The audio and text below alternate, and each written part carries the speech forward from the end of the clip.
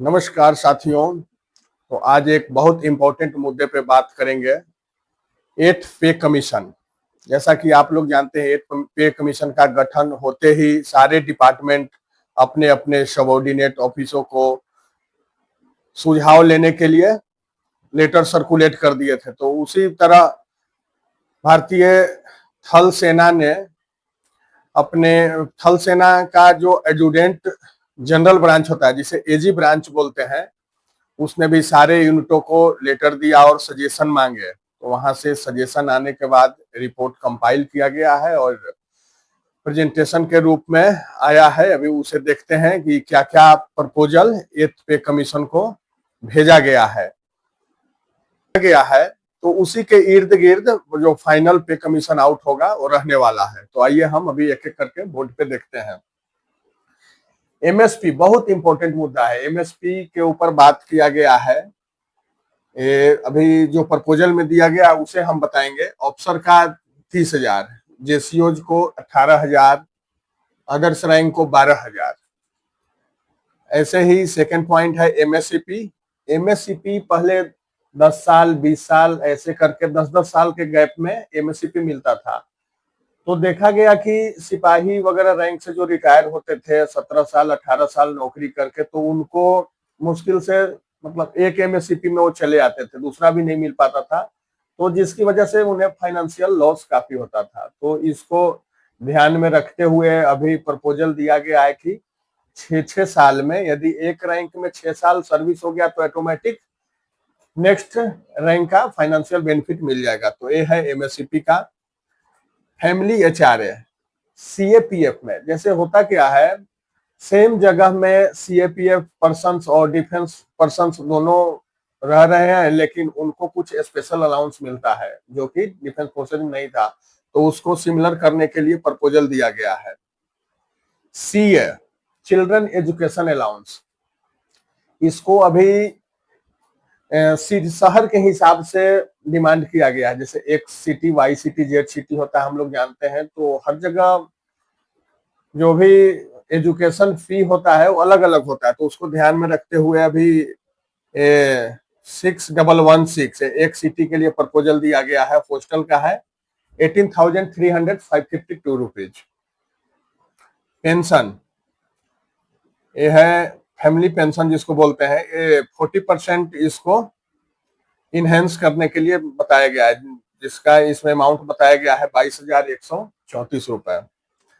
Leave encasement, जैसा कि आप लोग जानते हैं, लीव इनकेसमेंट अभी तक मैक्सिमम 300 डेज होता था। तो इसको बढ़ाने का प्रपोजल दिया गया है मैक्सिमम 450 डेज तक, और 30 डेज पर ईयर मतलब इनकेस कर सकते हैं। एलटीसी जो भी हम लोग एलटीसी लेते हैं, तो अभी मैक्सिमम पूरे सर्विस में 60 डेज तक लेते थे। अभी प्रपोजल 120 दिन का दिया गया है। और जो हम लोग 30 दिन जो इनकेस करेंगे पर ईयर, वो एक्सक्लूड होना चाहिए। ऐसा नहीं कि अभी हम मान लिया 10 दिन एलटीसी कर रहे हैं 20 दिन, तो हमें 30 दिन जमा नहीं करे, ऐसा नहीं। मतलब इसको अलग से रखने के लिए दिया गया है। नेक्स्ट है डायरेक्ट रिक्रूटमेंट करने के लिए जेसीओज का भर्ती, उसका प्रपोजल दिया गया है। बाकी फैमिली थोड़ा डिटेल में समझेंगे कि कहाँ कहाँ क्या है। अभी बोर्ड पे तो मैं मोटा मोटी समझा दिया हूँ। तो आइए अभी हम बोर्ड पे देखते हैं। Thank you. देखते हैं कि कैसे कैसे एनालिसिस और क्या प्रपोजल गया है। तो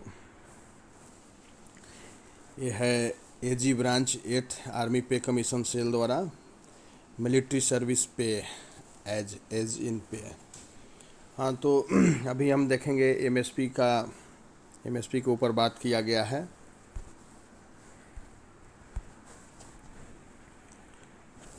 इसमें प्रेजेंट सिनेरियो क्या है और प्रपोजल क्या है। तो प्रेजेंट तो आप लोग देख सकते हैं, सबको पता ही है कि अफसर जेसीओआर के लिए क्या है और 8 सीपीसी के लिए प्रपोजल किया गया है। तो ये है अफसर के लिए 30,000, एमएनएस 21,000 और जेसीओज 18,000 और ओआर 12,000।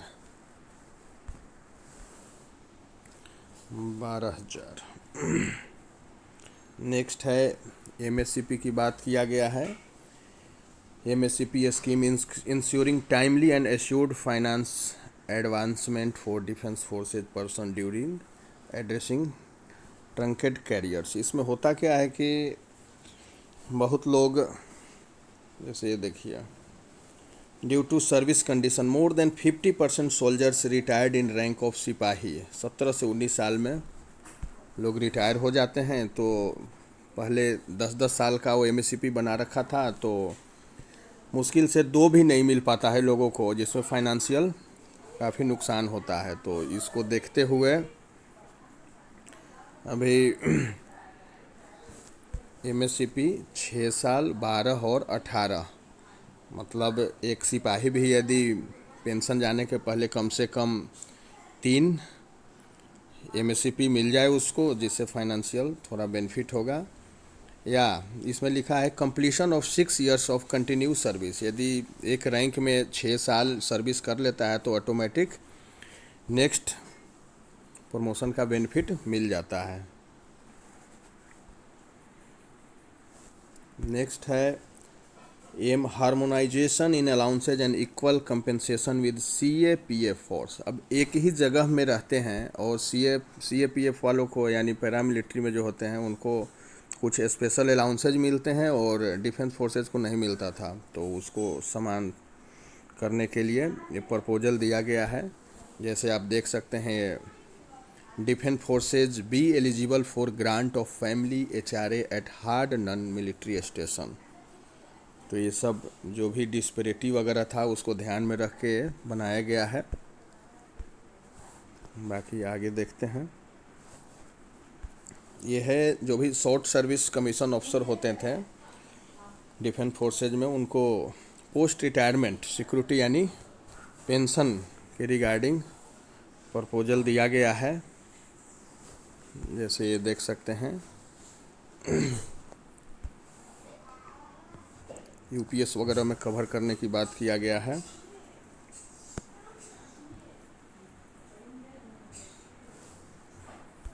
दोनों को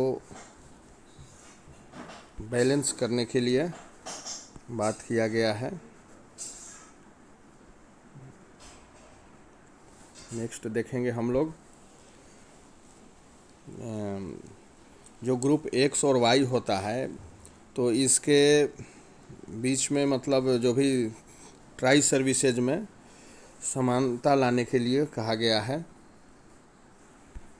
इसको देखेंगे।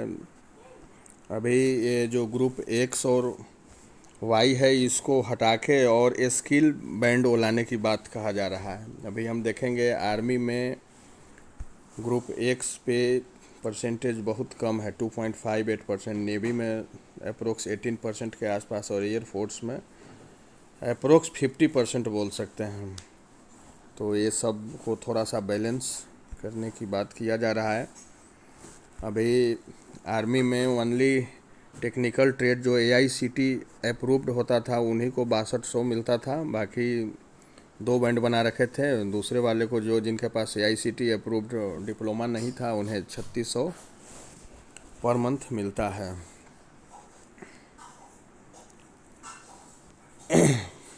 DeFi of officer enhance officer cadre mobility increase and organisation efficiency की बात किया जा रहा है। डायरेक्ट रिक्रूटमेंट करने की बात किया जा रहा है जेसीओ का। ये बहुत मेन है। Enhancement of CA and hostel subsidy based on class of city. अब जो भी क्लास XYZ सिटी होता है उसके अकॉर्डिंग अभी डिफाइन किया गया है कि कितना होना चाहिए। पहले क्या था, अभी क्या है। तो अभी हम देखते हैं, क्लास 1 सिटी में 6116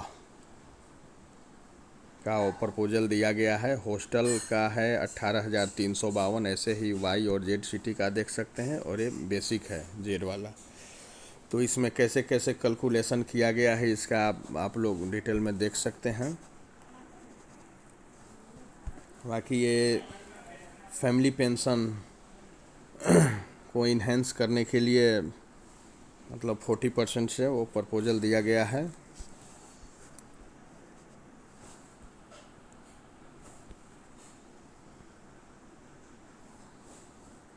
पहले बहुत कम था, अभी प्रपोजल ये है 22,134। हाँ, ये बहुत इंपॉर्टेंट है। Automatic pay fixation by PAOR PCDA to the most beneficial option without requirement to choose. पहले चूज करना होता था DNI या DOP। इससे क्या होता था, जो जूनियर रहते थे उनको किसी को मिल जाता था, और जो सीनियर हैं उनका वो नहीं होता था, तो इससे काफ़ी डिस्पैरिटी होता था। तो इसको ऑटोमेटेड करने के लिए कहा गया है।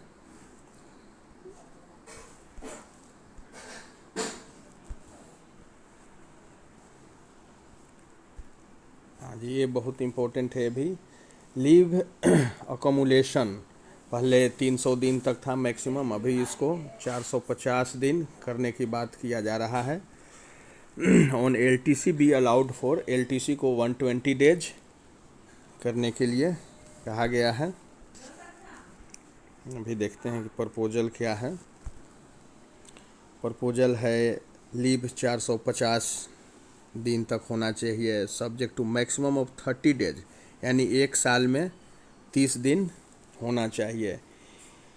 LTC जो अभी 60 दिन था, इसको 120 दिन किया जा रहा है। और बहुत इंपॉर्टेंट पॉइंट, जो 30 days leave accumulation for year, जो 30 दिन हम लीव इनकेस करते हैं वो डिलिंक होना चाहिए LTC से। मतलब इसके अलावा ये नहीं कि अब हम यदि 10 दिन या 20 दिन LTC कर रहे हैं तो हम 30 दिन इनकेस नहीं कर सकते पर ईयर, तो उसको भी ध्यान में रखा गया है। बहुत अच्छा पॉइंट है, इसको देख लेना आप लोग ठीक से। ये रिटायरमेंट एज ऑफिसर वगैरह का वो क्या होना चाहिए, कैसे होना चाहिए, वो उनका डिटेल दिया गया है। जैसे तो ये है, इसको आप लोग थ्रोली आप देख सकते हैं। थैंक यू, जय हिंद। बाकी इन्फॉर्मेशन सही लगे तो लाइक, सब्सक्राइब और शेयर ज़रूर करें। बाकी इम्पोर्टेंट वीडियो के लिए आप लोग चैनल पर बने रहें। धन्यवाद।